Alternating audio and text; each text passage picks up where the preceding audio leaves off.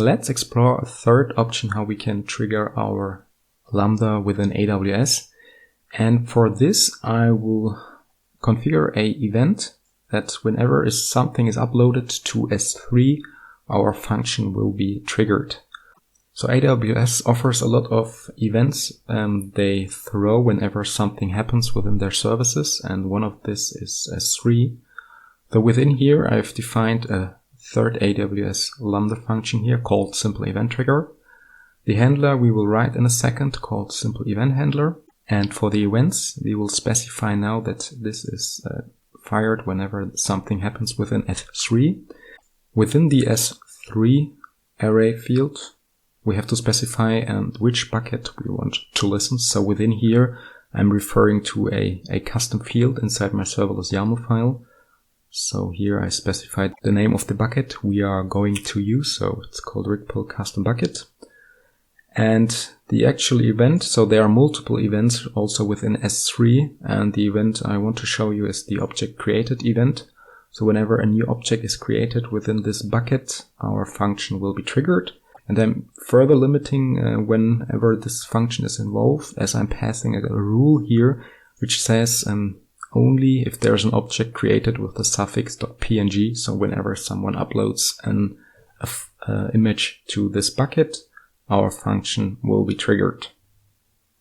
To make this work, we have to adjust the IAM role statements within the provider field of the serverless YAML, as we now need access to this bucket. So first, this is also always added in the background by default. We need access to the serverless deployment bucket where the jar file is in.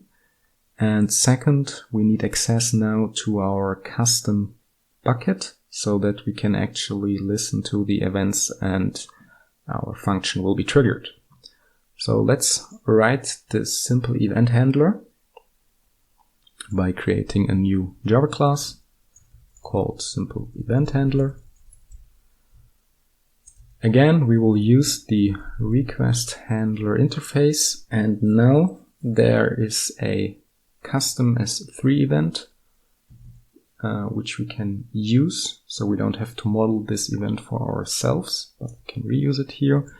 And let's say for now our Lambda doesn't return anything, it will just process the event. For example, it could create a thumbnail out of the uploaded image or do any other image processing, but doesn't return anything to a user or to a client. And let's implement here the method. And this S3 event is coming from this AWS Lambda Java events library. So this was already included in the previous section where we had a look at how to invoke Lambda functions behind an API gateway. So this S3 event is also now part of the package, and we can make use of it. And first have a short look what's inside.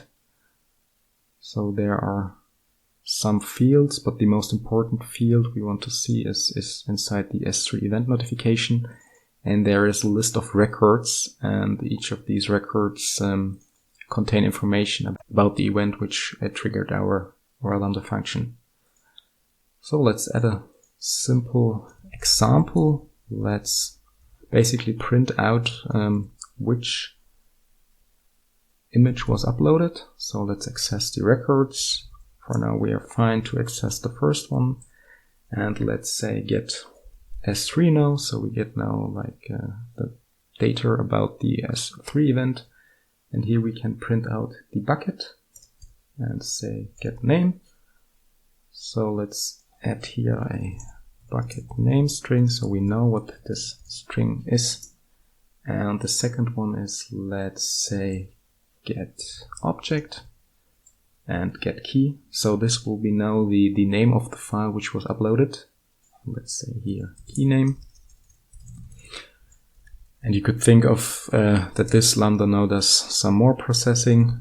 I won't put in anything here, but for now this is fine.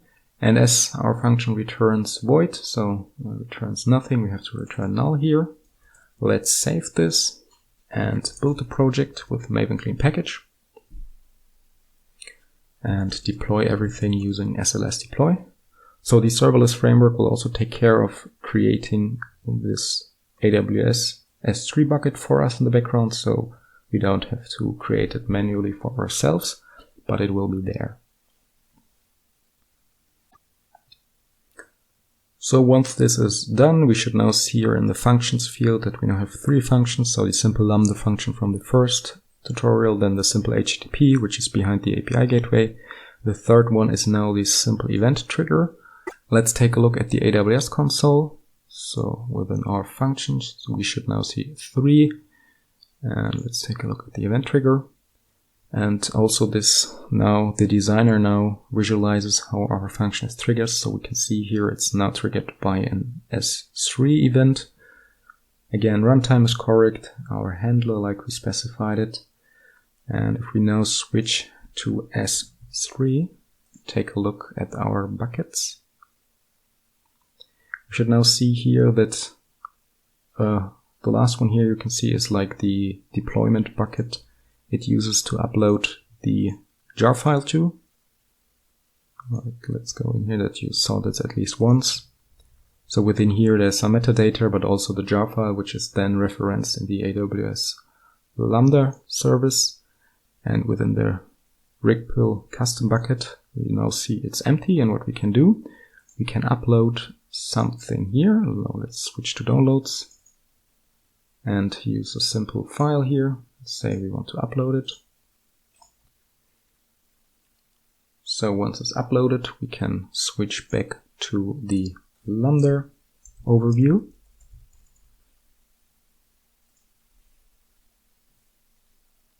Go to our Lambda. And now to show you also how you can search for logs inside the AWS console, go to monitoring. And then you can say view logs in CloudWatch. And then you see different log streams here. Let's pick the latest one. And within here, you now see the log output of the invocation we had. So you see it was invoked some minutes ago. We see our bucket name output, which exactly matches the name of our S3 bucket. And we also see the name of the file, which is now here the file I've chosen to upload to our bucket here.